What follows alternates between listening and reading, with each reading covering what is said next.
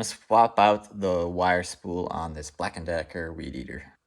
Okay, I'm gonna push in these on the sides and then pull it off.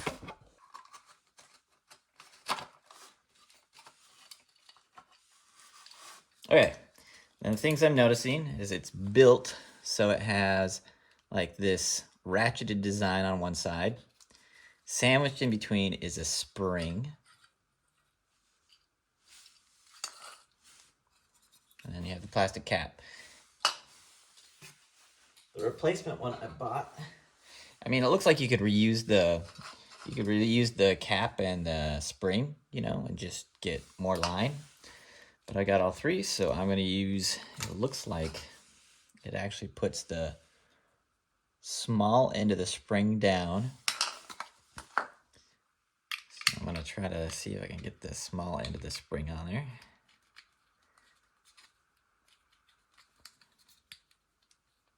Okay, I'm getting on there by screwing it out because it doesn't slide over, but it makes it a nice press fit.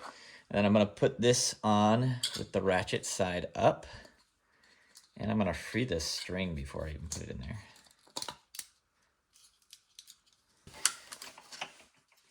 I'll thread it through, keep it on there so it's not all wound up crazy. And then put the spring and stuff all on top.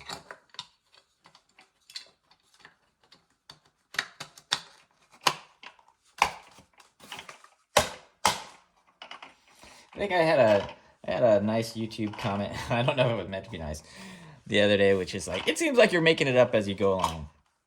Isn't that life? And look, we're done.